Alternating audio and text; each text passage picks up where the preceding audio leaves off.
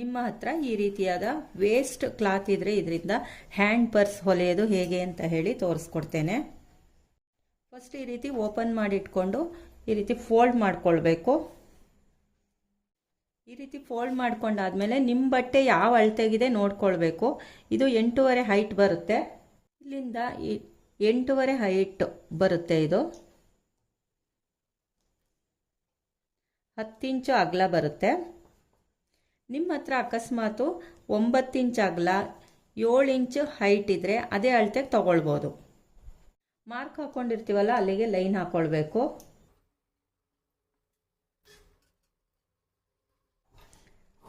Cut ಮಾಡ್ಕೊಳ್ಳೋಣ.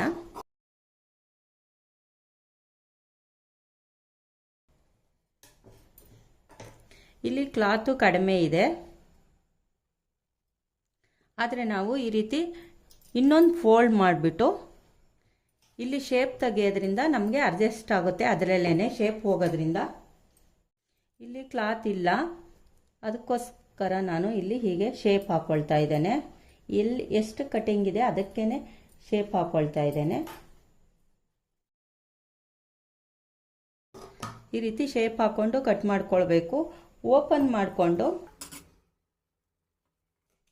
2 piece ಮಾಡ್ಕೊಳ್ಬೇಕು.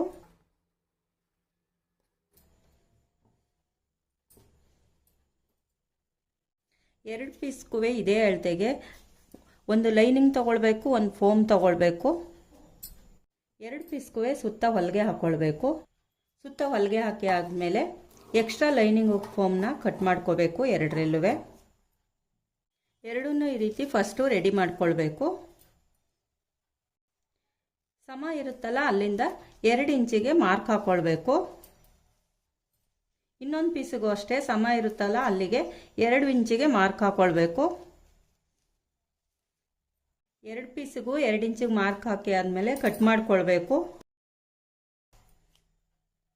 2 ಪೀಸನ್ನು mark ಹಾಕಿರೋದನ್ನು cut ಮಾಡಿದ್ದೇನೆ. ಈ ಪೀಸ್ ಅಳತೆ ಏನಿರುತ್ತೆ ಅದಕ್ಕೆ ಜಿಪ್ ತಗೊಳ್ಬೇಕು. ಇದೇ ರೀತಿದು 2 ಪೀಸ್ ತಗೊಳ್ಬೇಕು. ಇಲ್ಲಿ ಜಿಪ್ಪನ್ನು ಅಟ್ಯಾಚ್ ಮಾಡಬೇಕು 2 ಪೀಸ್ಗೂ.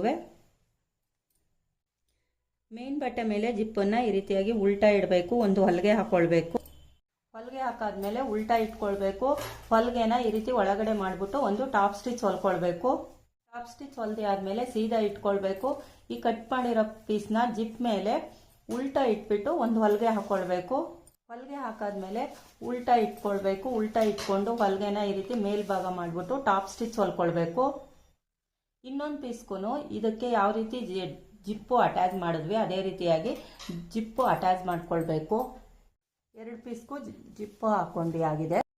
2 ಪೀಸ್ಗೂ ರನ್ನರ್ಸ್ ಹಾಕ್ಕೊಳ್ಬೇಕು. ಸ್ವಲ್ಪ ಈ ರೀತಿಯಾಗಿ ಜಿಪ್ಪು ಓಪನ್ ಮಾಡಿ ರನ್ನರ್ಸ್ ಹಾಕ್ಕೊಳ್ಬೇಕು.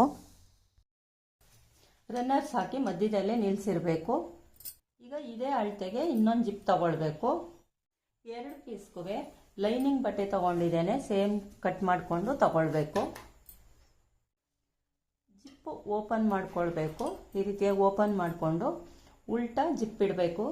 ಇದ್ರ ಮೇಲೆ ಉಲ್ಟಾ ಜಿಪ್ ಇಟ್ಟಾದ್ಮೇಲೆ ಲೈನಿಂಗ್ ಬಟ್ಟೆ ತಗೊಂಡಿರ್ತೀವಲ್ಲ ಅದನ್ನು ಈ ರೀತಿಯಾಗಿ ಇಟ್ಬಿಟ್ಟು ಒಂದು ಹೊಲಿಗೆ ಹಾಕ್ಕೊಳ್ಬೇಕು. ಹೊಲಿಗೆ ಹಾಕಾದ್ಮೇಲೆ ಓಪನ್ ಮಾಡ್ಕೊಳ್ಬೇಕು. ಓಪನ್ ಮಾಡಿಕೊಂಡು ಹೊಲಿಗೆನ ಈ ರೀತಿ ಒಳಗಡೆ ಮಾಡಿಬಿಟ್ಟು ಒಂದು ಟಾಪ್ ಸ್ಟಿಚ್ ಹೊಲ್ಕೊಳ್ಬೇಕು. ಟಾಪ್ ಸ್ಟಿಚ್ ಹೊಲ್ದಿ ಆದಮೇಲೆ ಸೀದಾ ಇಟ್ಕೊಳ್ಬೇಕು. ಈ ರೀತಿ ಸುತ್ತ ಹೊಲಿಗೆ ಹಾಕ್ಕೊಳ್ಬೇಕು. ಸುತ್ತ ಹೊಲಿಗೆ ಹಾಕಿ ಆದಮೇಲೆ ಎಕ್ಸ್ಟ್ರಾ ಲೈನಿಂಗ್ನ ಕಟ್ ಮಾಡ್ಕೊಳ್ಬೇಕು. ಇನ್ನೊಂದು ಪೀಸಿಗೂ ಜಿಪ್ಪನ್ನು ಈ ರೀತಿಯಾಗಿ ಉಲ್ಟಾ ಇಡಬೇಕು. ಮೇನ್ ಬಟ್ಟೆಯ ಜಿಪ್ ಮೇಲೆ ಇಟ್ಬಿಟ್ಟು ಒಂದು ಹೊಲಿಗೆ ಹಾಕ್ಕೊಳ್ಬೇಕು. ಹೊಲಿಗೆ ಹಾಕಾದ್ಮೇಲೆ ಈ ರೀತಿ ಉಲ್ಟಾ ಮಾಡ್ಕೊಳ್ಬೇಕು.